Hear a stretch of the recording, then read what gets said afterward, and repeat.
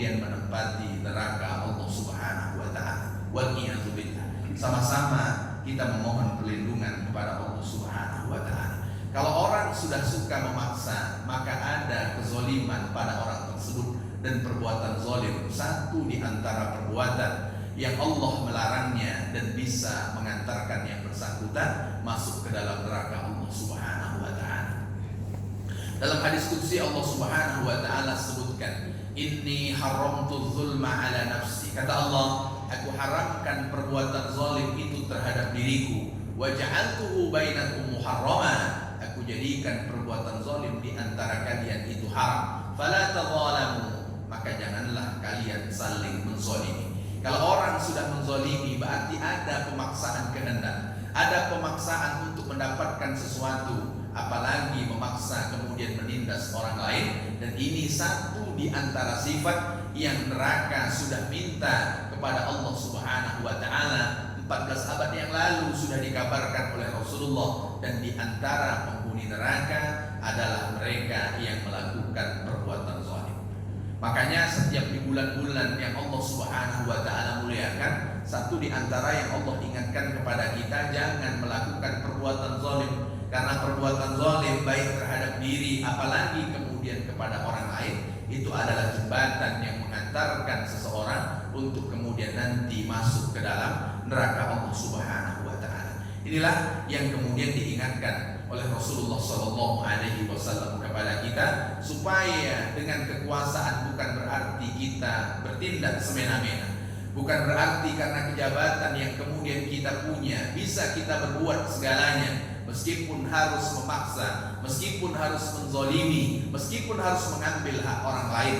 Tapi ketahuilah, barangkali menang pada waktu itu, tapi kemudian nanti di pengadilan Allah Subhanahu wa taala tak ada satupun orang yang nanti bisa membelanya.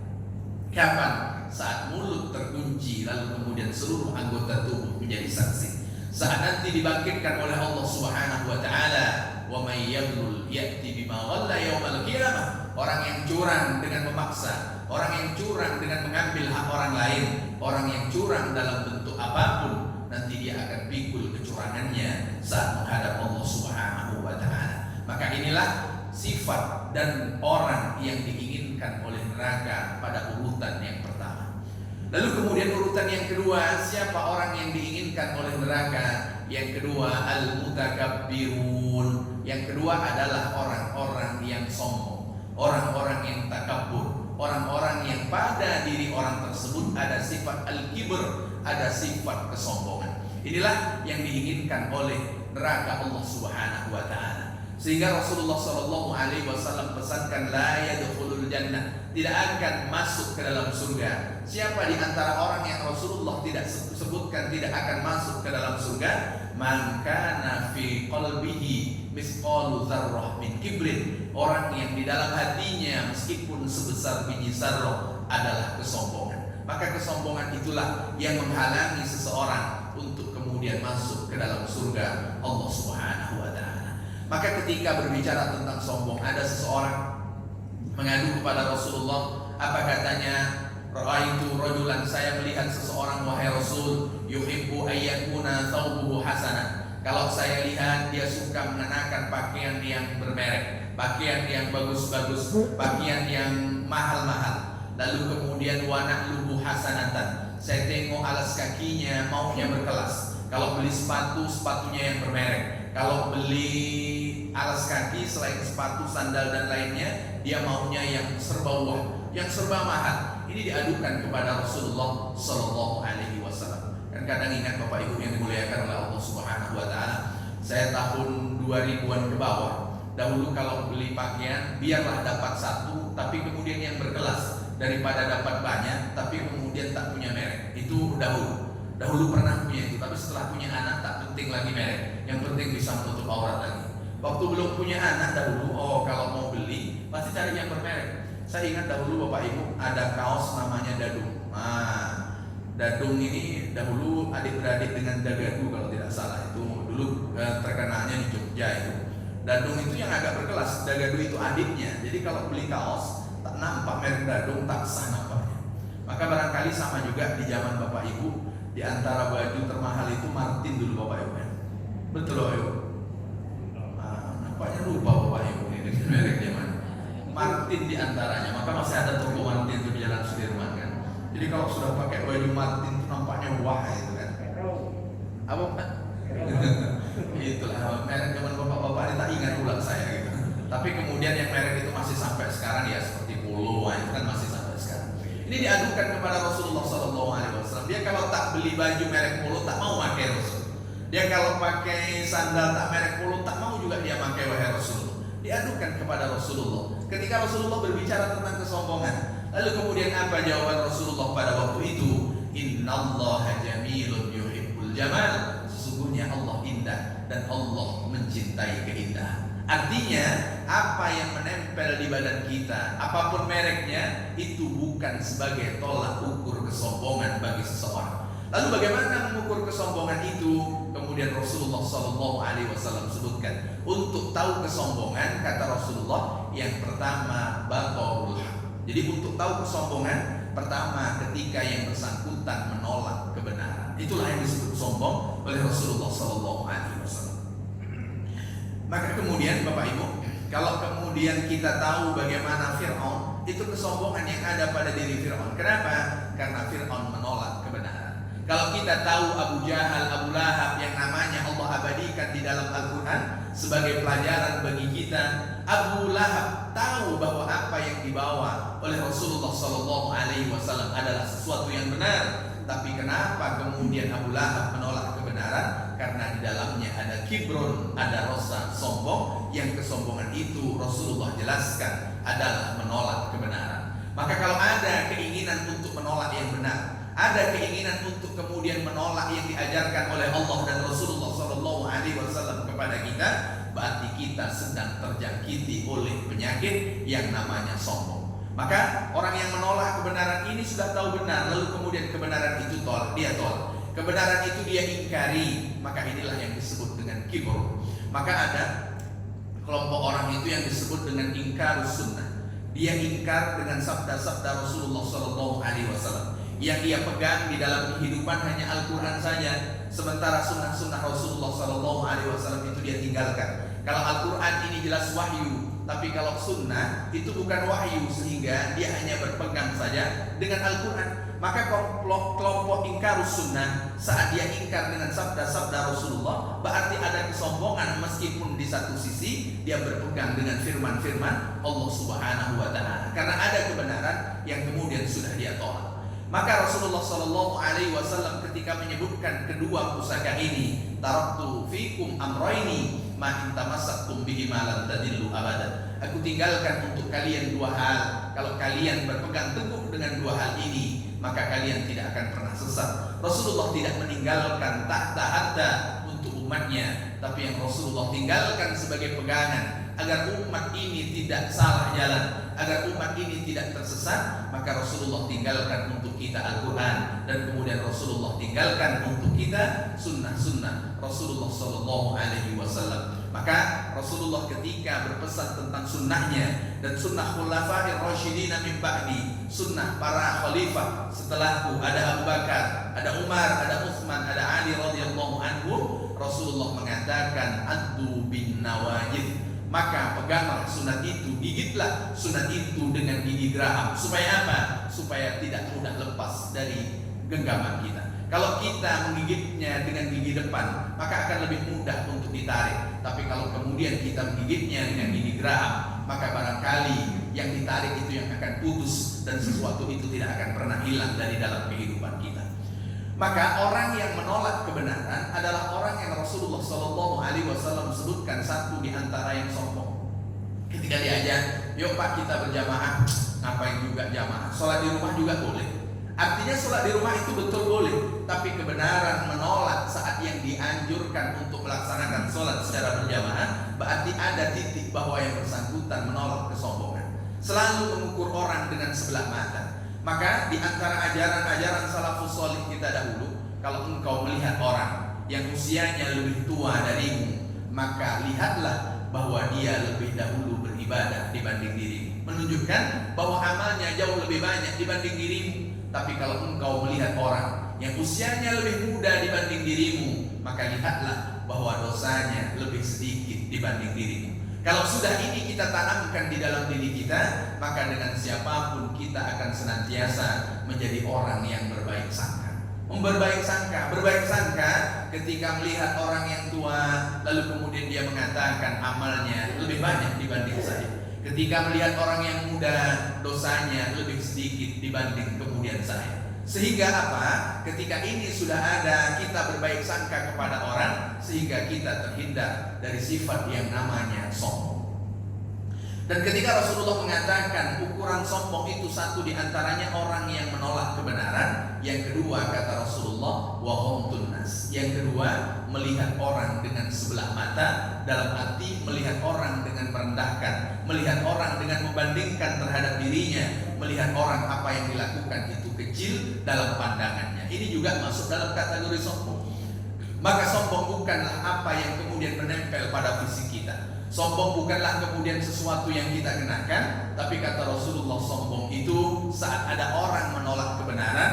Lalu yang kedua, saat kemudian kita melihat seseorang yang seseorang itu memejamkan mata untuk kemudian melihat orang lain dengan kebaikan yang pernah dilakukan oleh orang lain. Sampai kemudian Rasulullah SAW sebutkan wala taqulu illa khair, kepada jenazah janganlah sampai kemudian kita bertutur kata kecuali yang baik-baik saja. Makanya ketika jenazah akan diantarkan ke komplek pemakaman, satu di antara jamaah yang hadir itu diminta untuk memberikan kesaksian. Bapak Ibu, apakah jenazah ini baik? Kira-kira apa jawaban kita Bapak Ibu? Baik. Meskipun berat bagi lisan kita kadang untuk menyebutkan kebaikan ketika kita tengok ke yang tidak baik. Ketika pernah terlihat oleh kita sesuatu yang buruk, tapi kemudian kita juga tetap mengatakan baik. Karena Rasulullah yang menganjurkan untuk kemudian bertutur kata yang baik saja. Yang tidak baik, usahalah untuk kemudian kita tutup dari mata kita, tapi ingatlah yang baik-baik saja. Meskipun kebaikan itu kecil, tapi kemudian yang baik itulah yang kemudian kita ingat. Apa pentingnya untuk menyebutkan kepada orang yang sudah meninggal yang baiknya? Apa pentingnya supaya kita berbaik sangka dengan sesama, sehingga tak mengingat apa yang buruk yang pernah dilakukan oleh orang tersebut?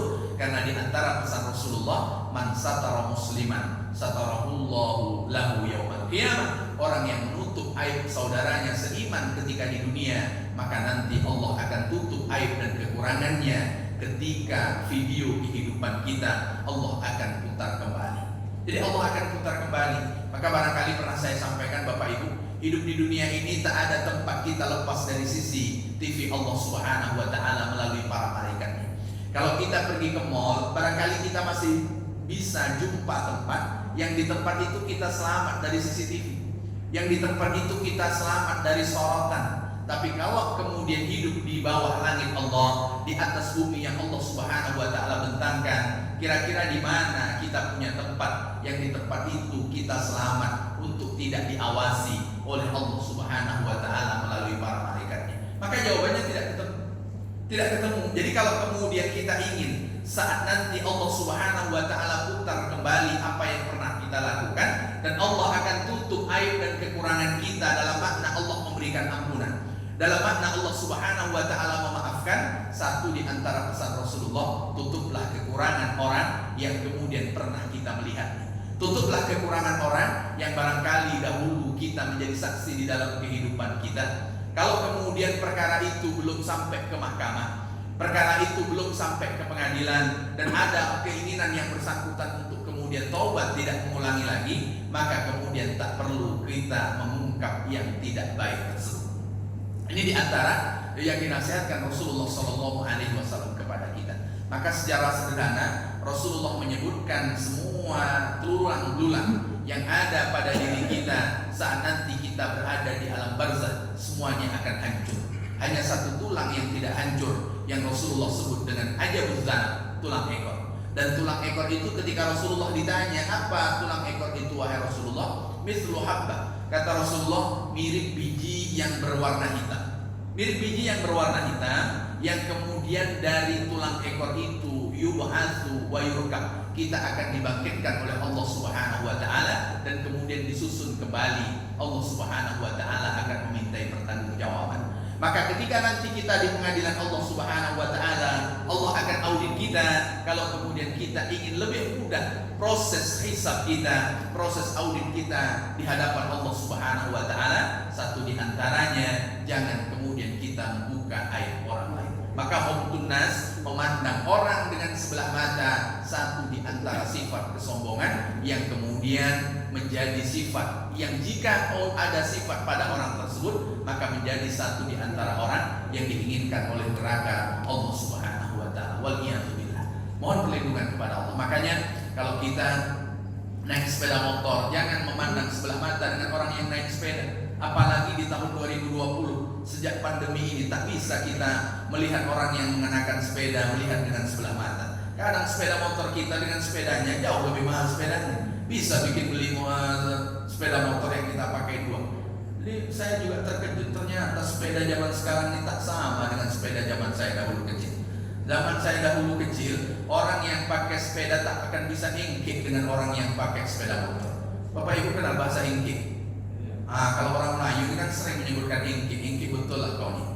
Jadi kalau sudah pakai sepeda motor, maka melihat orang yang sepeda, sepeda saya sepeda motor. Oh sekarang tak bisa. Kenapa? Harga sepeda sekarang banyak yang lebih mahal, bahkan 2 kali lipat dari harga sepeda motor. Maka tak bisa ingkik lagi.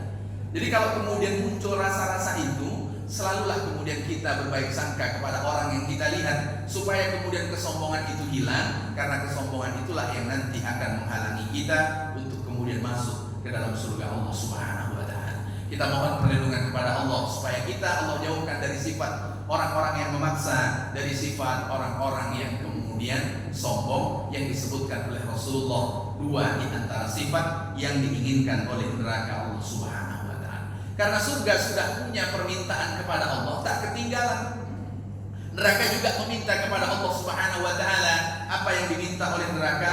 Wa qalat, lalu kemudian neraka berkata, hadhihi yadkhulunid du'afa wal masakin. Kata neraka, nanti yang kata surga, nanti yang akan masuk ke dalamku adalah orang-orang du'afa, adalah orang-orang miskin. Jadi permintaan surga kepada Allah Subhanahu wa taala ini berbalik dengan permintaan neraka Allah Subhanahu wa taala. Kalau orang-orang yang suka memaksa, maka lawannya adalah orang-orang yang lemah. Orang-orang yang lemah ini kan orang yang suka dipaksa. Ad-du'afa, orang-orang yang lemah. Maka apa yang dimaksud orang-orang yang lemah yang diinginkan oleh neraka Allah Subhanahu wa taala, di antara yang dijelaskan oleh Imam Qurtubi, yang dimaksud orang-orang lemah ketika Muhammad bin Huzaimah, Ibnu Huzaimah ditanya tentang sabda Rasulullah sallallahu alaihi wasallam, apa yang dimaksud orang-orang yang lemah yang diinginkan oleh neraka Allah Subhanahu wa taala. Lalu kemudian Ibnu Huzaimah menjawab, ad-dhaif, orang yang dhaif itu adalah alladzi yabra'u nafsahu minal haul wal quwwah. Orang yang kemudian melepaskan dari dalam dirinya bahwa dirinya tidak punya daya dan upaya. Dirinya tidak punya kekuatan, dirinya tak punya daya dan upaya kecuali atas kehendak Allah Subhanahu wa taala. Siapa orang yang melepaskan, mengatakan bahwa dalam dirinya tak ada daya dan upaya? Orang yang mengucapkan kalimat la haula wala quwwata illa billah. La haula wala quwwah, tidak ada daya dan kemudian tak ada kekuatan, daya upaya dan kekuatan melainkan atas pertolongan Allah Subhanahu wa taala. Maka Imam Ibnu Huzaimah ketika ditanya, siapa orang yang lemah itu? Bukan orang yang tak mampu berjalan lagi. Siapa orang yang lemah itu? Bukan orang yang berjalan menggunakan tongkat, tapi orang yang lemah. Ibnu Huzaimah ketika ditanya adalah orang yang bagaimana? Orang yang dalam kesehariannya mengucapkan kalimat la haula wala quwwata illa billah, atau disebutkan dengan ucapan hauqalah sebanyak 20 kali, atau kemudian dalam riwayat yang lain sampai kemudian 50 kali.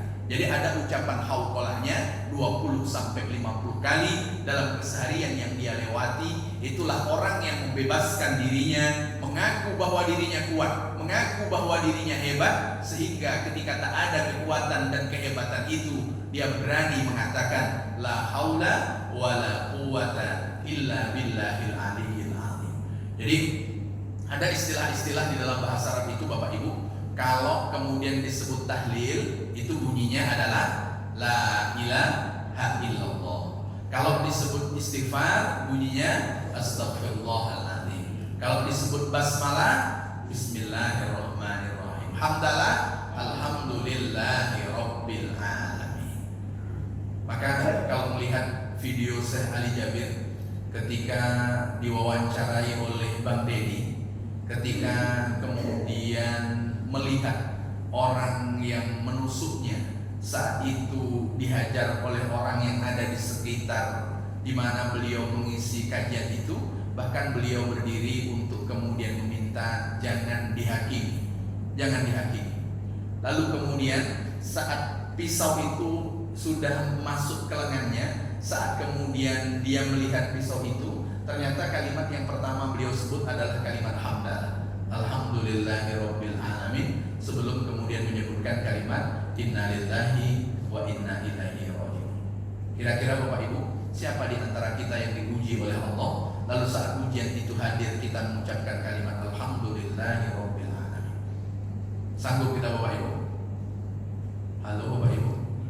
Nampaknya mulai mengheningkan cipta nampaknya. Sanggup kita menyebutkan alhamdulillah ketika Allah uji kita? Mohon maaf, umpamanya bapak-bapak istrinya meninggal, lalu kemudian kira-kira apa ucapannya Pak? Tak berani ternyata bapak-bapak mengatakan alhamdulillah, marah ibu. Oh, kalau kemudian ada anak kita meninggal, suami kita meninggal, kira-kira apa ucapan kita Bapak Ibu? Alhamdulillah Bu. Akhirnya betul saya dengan dia Pak Ustaz, alhamdulillah mati hanya.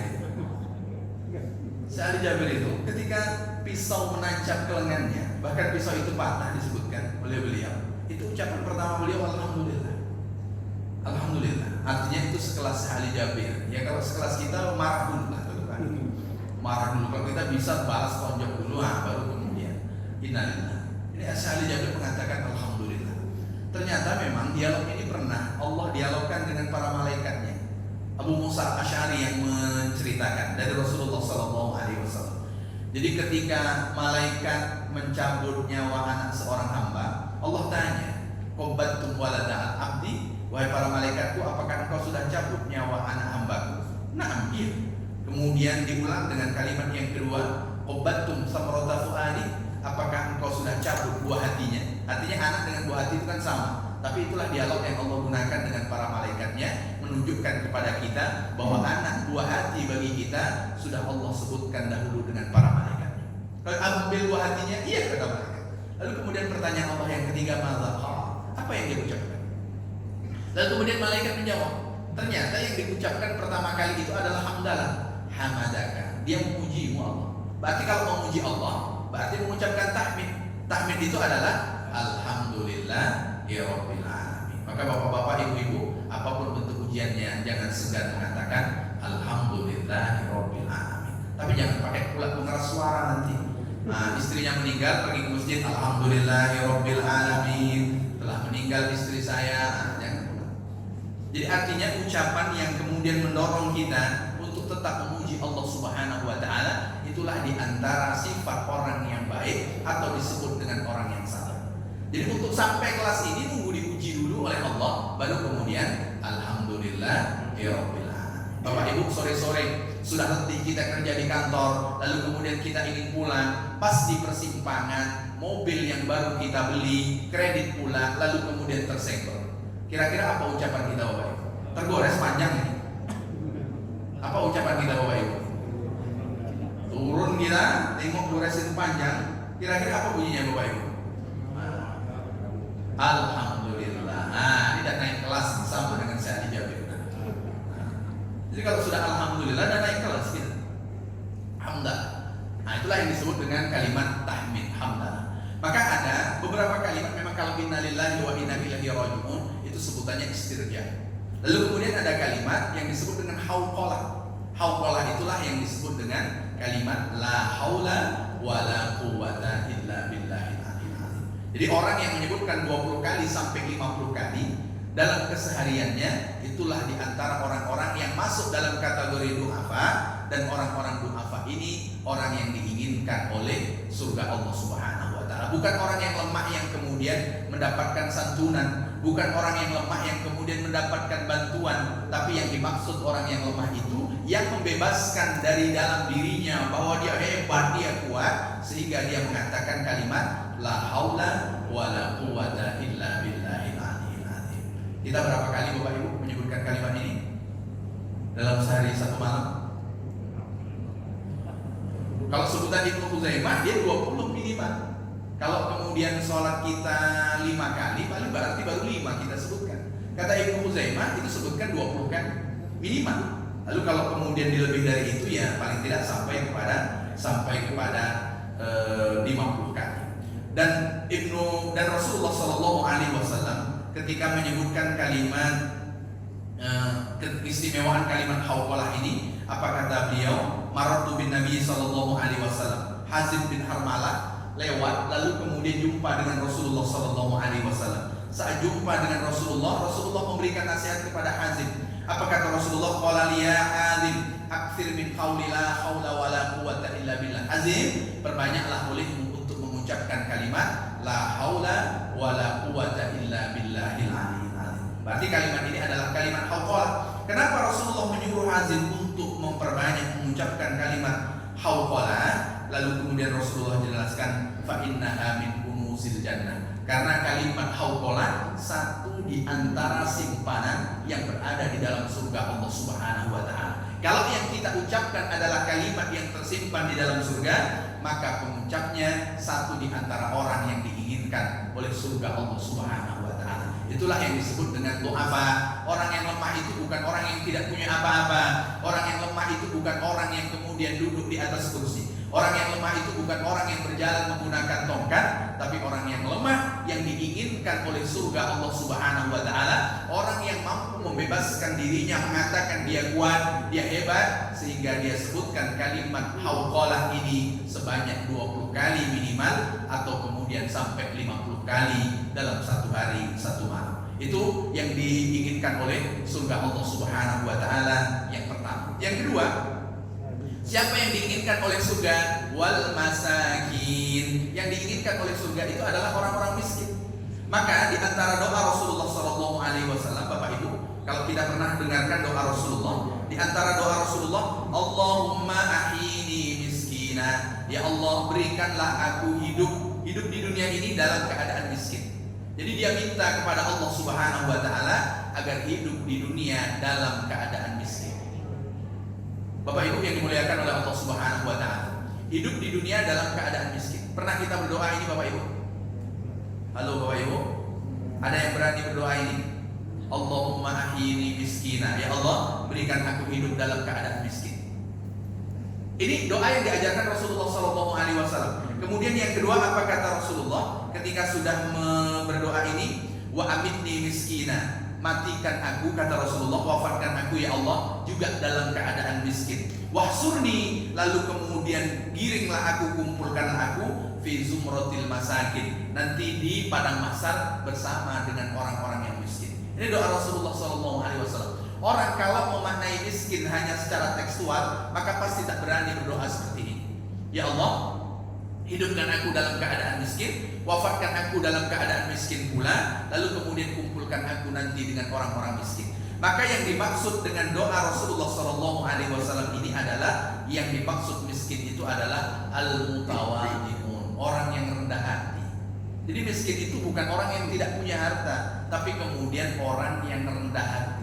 Jadi orang yang rendah hati beda dengan miskin dalam asnafuz zakat yang jumlahnya ada 8. Penerima zakat yang jumlahnya 8, setelah orang-orang fakir baru kemudian orang-orang miskin. Tapi doa Rasulullah SAW bukan menyebutkan satu di antara 8 penerima zakat, tapi yang dimaksud orang-orang miskin di sini adalah orang-orang yang rendah hati. Berarti orang-orang yang rendah hati ketika dia hidup, maka itu di antara sifat yang mengantarkannya masuk ke dalam surga.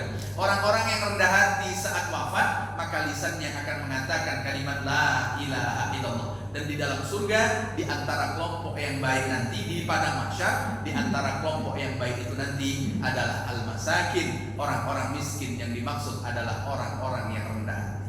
Bapak Ibu, kalau orang rendah hati itu tak ada masalah dalam hidupnya, karena namanya juga rendah hati. Pokoknya kalau melihat seseorang, dia menganggap oh dia lebih banyak amalnya. Melihat orang, oh dia lebih sedikit dosa. Maka kalau sudah rendah hati, dia akan berbaik sangka kepada siapa. Dan rendah hati inilah diantara yang banyak dicontohkan oleh Rasulullah SAW, para sahabat dan kemudian salafus saleh. Rasulullah, ada seorang perempuan lalu kemudian meminta kepada Rasulullah agar Rasulullah bisa menemuinya. Coba bayangkan, pada waktu itu Rasulullah presiden, lalu kemudian ada rakyatnya perempuan pula minta agar Rasulullah bisa menemuinya. Rasulullah bisa menemuinya. Rasul, kalau aku menemuimu sementara engkau dikelilingi oleh sahabatmu, aku tak mau ceritaku itu didengar oleh sahabat-sahabatmu.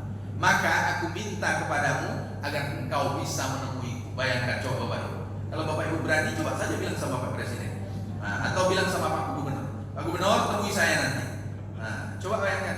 Dan pada waktu itu disampaikan oleh seorang perempuan ini nanti, Rasul, kau temui saya. Coba bayangkan, kan kebalik ini. Biasanya orang besar minta datang, temui saya. Tapi ini tidak. Rasulullah mencontohkan kepada kita tentang tawaduknya beliau. Lalu saat perempuan mengatakan itu, apa jawaban Rasulullah? Hadis bima makna. Kata Rasulullah, ikhtari min ayyi tariqin syi'ti. Silakan kau pilih dari seluruh jalan yang ada di Madinah, jalan yang engkau inginkan, lalu kemudian aku akan datang, kemudian duduk menjumpai. Ini Rasulullah SAW. Pada waktu itu beliau seorang nabi dan kemudian statusnya sebagai presiden pada waktu itu, tapi kemudian masih ringan. Lisan beliau mengatakan, silakan kau pilih tempat yang engkau inginkan, maka aku akan duduk menjumpaimu di tempat yang engkau inginkan. Itu tentang tawaduknya Rasulullah SAW. Maka doa Rasulullah, Allahumma ahini miskinan, ya Allah berikan aku hidup dalam keadaan miskin, menjadi orang-orang yang rendah hati, menjadi orang-orang yang tawaduk. Menjadi orang-orang yang tawaduk. Kalau sudah tawaduk, maka akan hilang rasa sombong. Sementara berbalikan tadi, orang yang diinginkan oleh neraka al-mutakabbirun, orang-orang yang sombong. Sementara orang yang diinginkan oleh surga adalah al-mutawadhi'un, orang-orang yang rendah hati. Jadi orang-orang rendah hati ini paling nyaman hidupnya, paling nikmat hidupnya.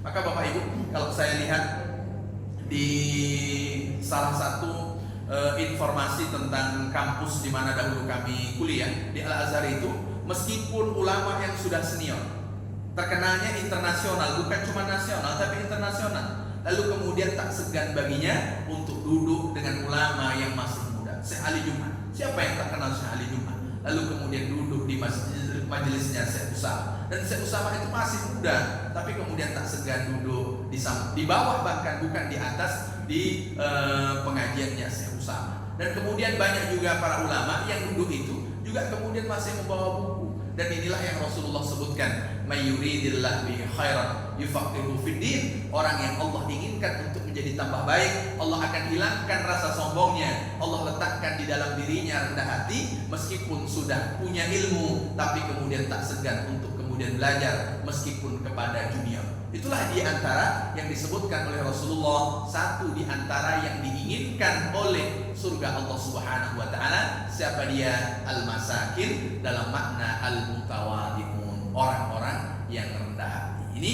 di antara pelajaran bagi kita yang bisa kita sampaikan pada pagi hari ini. Bapak Ibu yang dimuliakan oleh Allah Subhanahu wa taala, berarti ada dua tadi sifat yang diinginkan oleh neraka, ada dua pula kemudian sifat yang diinginkan oleh surga. Lalu kita dengarkan jawaban Allah Subhanahu wa taala seperti yang disampaikan oleh Rasulullah. Karena sudah meminta, tentu ada jawabannya. Kalau kemudian meminta tak ada jawabannya, itu bertepuk sebelah tangan, itu namanya Bapak Ibu. Kan sering mengajukan proposal, tak ada kabar, tak ada apa, kemana lah proposal saya. Tapi kemudian ketika malaikat surga dan neraka mengajukan permintaan kepada Allah, Allah jawab. Apa kata Allah Subhanahu wa taala? Faqala Allahu li hadhihi, Allah jawab untuk neraka. Apa jawaban Allah? Anti azabi, wahai neraka, engkau adalah tempat di mana aku murka. Artinya Allah mengazab orang yang Allah Subhanahu wa taala murkai. Satu di antaranya adalah di dalam neraka. Mu'adzibu biki man asya, aku akan azab orang yang aku kehendaki di dalam. Artinya orang yang Allah akan azab dan di antaranya berada di dalam neraka Allah Subhanahu wa taala. Itu jawaban Allah kepada neraka, menunjukkan bahwa orang yang Allah masukkan ke dalam neraka, orang yang Allah kehendaki. Dan disitulah azab Allah. Maka kita jangan melakukan sesuatu yang akan menghadirkan murka Allah, tapi melakukan sesuatu yang mengantarkan kita terhindar dari murka Allah. Ini jawaban Allah kepada neraka. Lalu kemudian jawaban Allah kepada surga, faqala lihadhi anti rahmati, wahai surga, engkau adalah rahmatku. Engkau rahmatku. Jadi Allah mengatakan kepada surga, engkaulah rahmatku. Berarti orang yang Allah masukkan ke dalam surga, orang yang mendapatkan rahmat dari Allah Subhanahu wa ta'ala. Maka Rasulullah ketika menjeladikan penjelasan, aku masuk ke dalam surga itu bukan karena amalku, tapi aku masuk ke dalam surga itu karena rahmat Allah Subhanahu wa ta'ala. Maka Allah jawab kepada surga bahwa engkau adalah rahmatku. Arhamu biki man asya, maka aku akan rahmati sehingga orang bisa masuk ke dalammu, orang yang aku kehendaki. Walikulli wahidin minkuma milkuha, kata Rasulullah, masing-masing di antara kalian itu ada penghuninya. Neraka ada penghuninya, surga juga ada penghuninya. Maka penghuninya sudah Allah tentukan siapa orang yang Allah kehendaki. Maka tentu ketika kita menginginkan rahmat Allah, melakukanlah amal yang menghadirkan rahmatnya. Ketika kita ingin terhindar dari azab Allah, maka tinggalkanlah amal yang dengan amal itu bisa mendatangkan murka Allah Subhanahu wa ta'ala. Itulah jawaban Allah kepada surga dan neraka. Barangkali demikian Bapak Ibu. Kita lanjutkan dengan sesi tanya jawab sekitar 10 menit ke depan. Silakan Bapak Ibu. Kalau ada yang ingin ditanyakan, dipersilakan. Assalamualaikum warahmatullahi wabarakatuh. Waalaikumsalam warahmatullahi wabarakatuh. Jawab tema Ustaz. Di corona ini kan sudah 7 bulan ya. Tapi apa namanya, sikap kita dalam jamaah ini belum bisa sama ya, beda-beda.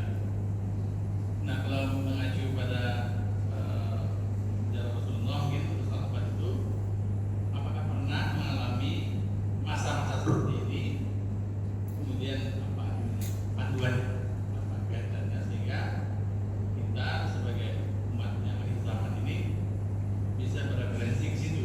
Jadi pada hari ini ditanya masing-masing ini beda-beda nih, ada yang mau ada yang tidak, ada yang terjemah atau kalau dulu bagaimana?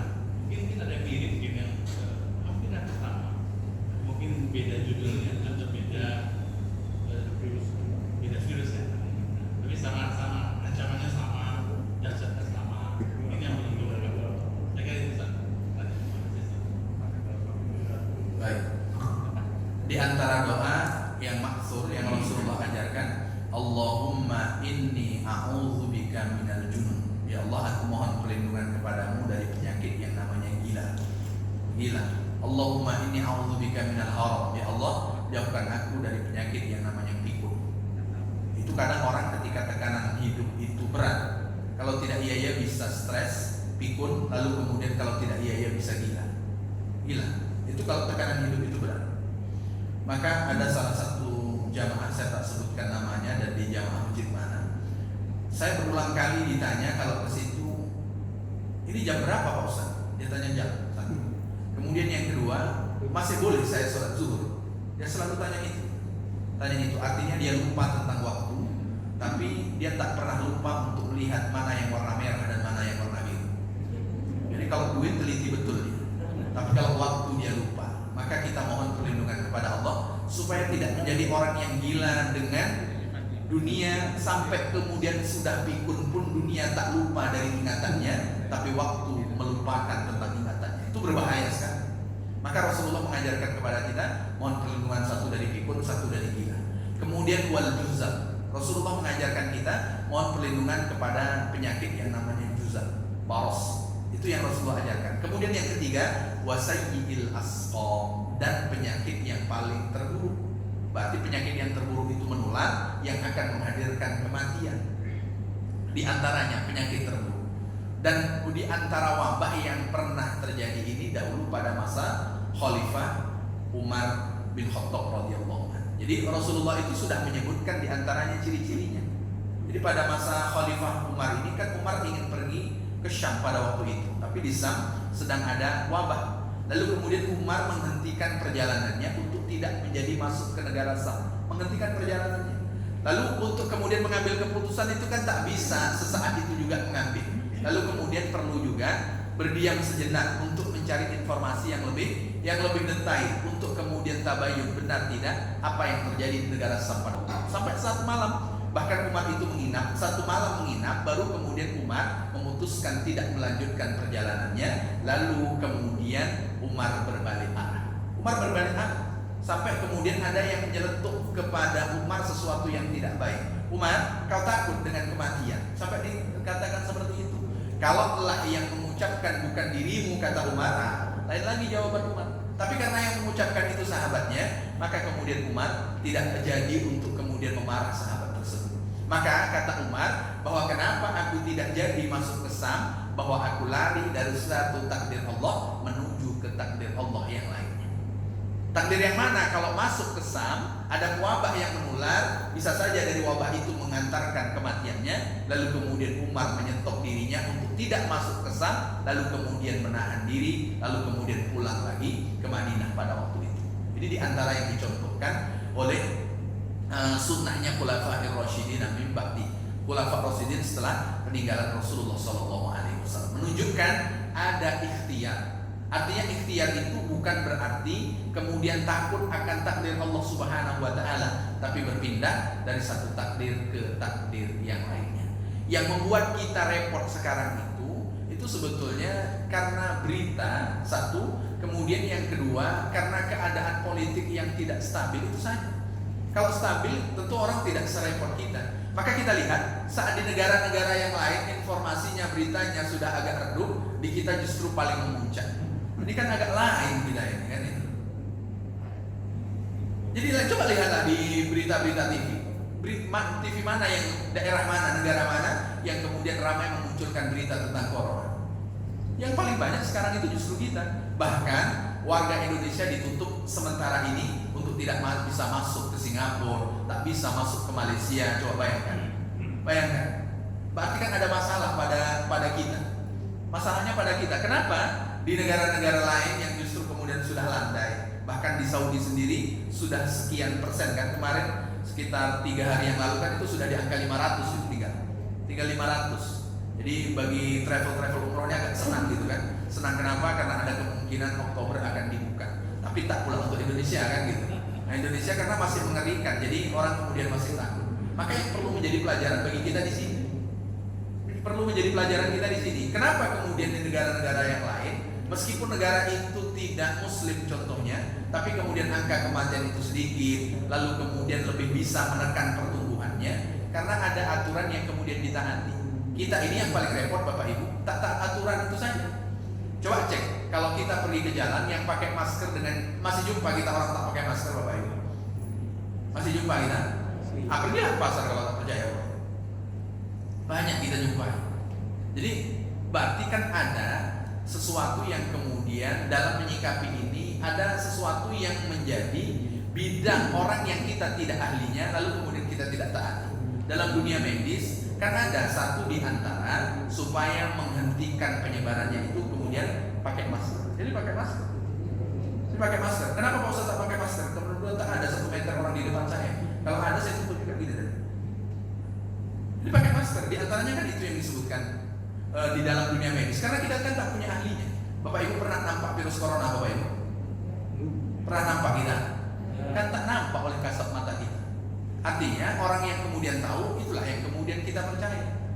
Kalaulah seandainya orang yang tahu itu berbohong dengan kita, maka kita sudah bari pun, sudah terbebas. Maka barangkali masalah kita diantaranya di situ. Kenapa kemudian kita berbeda untuk dengan negara-negara yang lain? Satu artinya tentang ketaatan kita kepada orang yang lebih di bidang ahlinya. Terkait dengan datang ke rumah Allah Subhanahu wa taala, kalau pakai protokol kesehatan ya datang saja gitu. Karena memang yang kemudian sakit itu persentasenya yang datang ke masjid dengan yang tidak datang ke masjid awal tertularnya itu yang datang ke masjid itu jumlahnya sedikit ada tapi sedikit sekali. Justru yang banyak itu perjalanan keluar kota. Coba cek Bapak Ibu. Yang banyak itu rata-rata adalah perjalanan keluar kota. Yang paling banyak itu di situ. Itu di antara tentang ketaatan kita. Maka ada pesan Allah, atiiur Rasul, atiiullah wa atiiur Rasul wa ulil amri. Ulil amri ini satu di antaranya orang yang bidang di hal tersebut. Maka jangan terbalik-balik kita. percaya dengan tidak percaya dengan virus, tapi kemudian kepada orang yang bukan punya keahlian di bidang virus. Percaya kita dengan agama, tapi kepada orang yang tidak punya keahlian di bidang agama. Ini terbolak-balik ini. Nah, kalau sudah terbolak-balik, maka kemudian menjadi ujian berat bagi kita. Maka Bapak Ibu, bagi orang Muslim tak ada yang tak baik. Ketika Allah uji, lalu dia sabar dengan ujian itu, meskipun sudah 7 bulan, akan menjadi kebaikan bagi yang bersangkutan. Wallah, barangkali itu Pak Anton yang bisa saya jawab. Mungkin ada satu pertanyaan lagi, dipersilakan Bapak Ibu kalau masih ada. Baik, silakan Ibu. Assalamualaikum warahmatullahi wabarakatuh. Waalaikumsalam. Pak Ustadz, saya bertanya mengenai kalau seandainya kita mendapat musibah atau begitu tiba-tiba kita mendapat ujian atau musibah, kita belum mampu mengatakan alhamdulillah, tetapi kita mengharap kepada Allah semoga Allah menggantinya dengan lebih baik dari itu. Itu boleh? Baik, terima kasih. Bagi orang yang mendapatkan musibah, ucapan terbaik pertamanya adalah alhamdulillah. Yang kedua, innalillahi wa inna ilaihi raji'un. Bagi sahabat yang tahu sahabatnya mendapatkan musibah, doakan Allah mahluf, ya Allah berikan ganti dari musibah yang dia terima dengan yang lebih baik. Jadi berbedanya di situ Ibu. Jadi untuk orang yang mendapatkan musibah, ucapan terbaiknya hamdalah, lalu kemudian innalillahi wa inna ilaihi raji'un. Temannya mendoakan dengan orang yang mendapatkan musibah, semoga Allah beri ganti dengan yang lebih baik. Jadi berbeda kalimatnya itu dari mana? Orang yang mendapatkan musibah tidak berdoa kepada Allah minta ganti, tapi dia tetap memuji Allah, lalu kemudian mengucapkan kalimat istirja. Makanya Bapak Ibu, satu, jangan berburuk sangka kepada sahabat kita yang pasangan hidupnya meninggal saat menyebutkan kalimat alhamdulillahirabbil alamin. Nah, ini kadang-kadang kita berburuk sangka. Belum lagi jenazah dibawa ke pemakaman, terlalulah Bapak.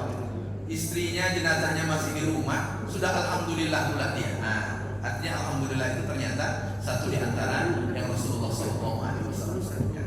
Alhamdulillah baru innalillahi wa inna ilaihi raji'un. Orang yang mendengarkan sahabatnya mendapatkan musibah, doakan, dan di antara doa itu, ya Allah berikan ganti yang lebih baik. Barangkali itu Ibu yang bisa saya jawab. Silakan. Ustaz tadi ingatkan antara musibah. Ini kan ada dua Ustaz. Ujian dengan laknat Allah. Jadi kan ini ada ujian, ada memang itu Allah melaknatnya, memberi laknat. Itu bagaimana Ustaz membedakan? Baik. Terima kasih Ustaz. Antara murka dengan ujian, bagaimana cara kita membedakan? Bagi orang yang beriman semuanya baik kok. Ujian itu baik. Maka Rasulullah katakan, "May yuridillah bi khairan yusib minhu." Orang yang Allah inginkan menjadi tambah baik, maka Allah akan berikan musibah kepada yang bersangkutan. Tandanya apa? Bahwa itu menjadi musibah bagi yang bersangkutan. Dengan ujian itu dia tambah baik. Tapi kalau dengan ujian itu dia tambah buruk, nah itu bukan musibah namanya, tapi itu laknat Allah Subhanahu wa taala. Maka yang kita ukur tambah baik atau tambah buruk. Kalau tambah baik berarti musibah. Kalau tambah buruk itu petaka yang Allah Subhanahu wa taala berikan. Maka ada hadis Rasulullah yang menyatakan, kalau engkau melihat orang yang meninggal itu menjerit-jerit, kalau engkau melihat orang yang setelah nyawa terpisah dengan raga itu pucat wajahnya, lalu kemudian keluar buih dari sebelah kanan dan kiri mulutnya, fahiya adzabu minallahi qad halabi. Itulah murka yang Allah turunkan kepada yang bersangkutan. Tapi di sisi lain Rasulullah katakan, orang yang beriman pernah melakukan kesalahan, satu di antara yang akan dia lewati saat meninggal payah yang dilewatinya. Payah yang dilewati itu maknanya apa? Allah ingin mengampuni dosanya terakhir kalinya dengan kematian payahnya itu. Maka Rasulullah sebutkan, mautul mukmin kafar, meninggalnya orang yang beriman itu menjadi penebus dosa bagi yang bersangkutan.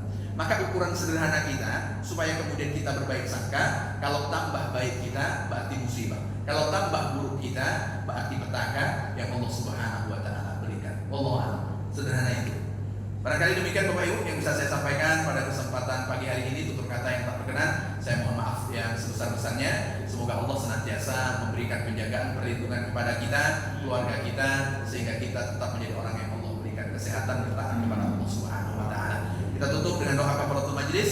Subhanakallahumma wa bihamdika, asyhadu an la ilaha illa